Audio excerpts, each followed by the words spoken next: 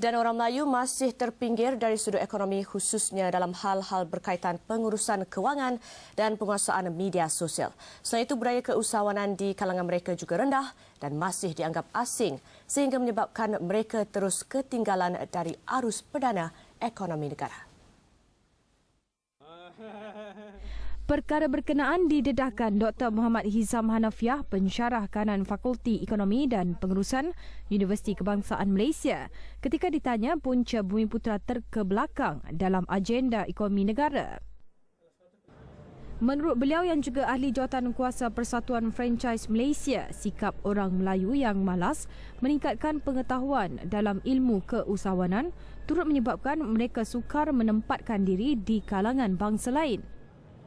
Beliau memberi contoh program pembangunan franchise yang dilancarkan pada 1992 masih gagal mencapai matlamat membangunkan usahawan kelas menengah Bumiputera. Ada 676 sistem yang berdaftar, jadi Bumiputera bilangannya agak sedikit berbanding sistem bukan Bumiputera. Daripada 47 sistem franchise tempatan yang berjaya ke pasaran antarabangsa, syarikat tempatan, syarikat Bumiputera yang berjaya ke pasaran antarabangsa kurang daripada 5 sistem. Jadi program itu baik, mendapat manfaat, tetapi kaum lain, kaum bukan yang menyambut, mendapatkan manfaatnya. Di mana silapnya, di mana salahnya, ini harus dilihat oleh agensi yang berkaitan.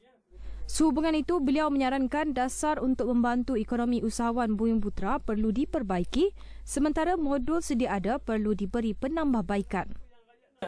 Bagi saya yang penting kita dah ada banyak agensi yang terlibat bangunan usahawan ni, MARA dengan kaedahnya, PKN kaedahnya, PNS, PUNB dan sebagainya. Cuma saya lebih melihat pelaksanaan program itu sendiri. Macam mana saya baca surat khabar yang baru lepas, PUNB dalam masa beberapa lama ditubuhkan hanya memberikan pembiayaan perniagaan sebanyak bilion saja, kecil saja jumlahnya.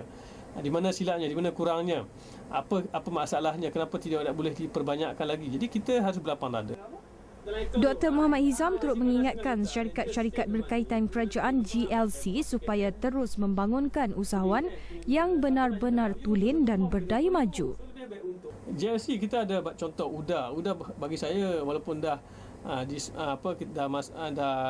dikomersialkan dan sebagainya, balik kepada fungsi asal.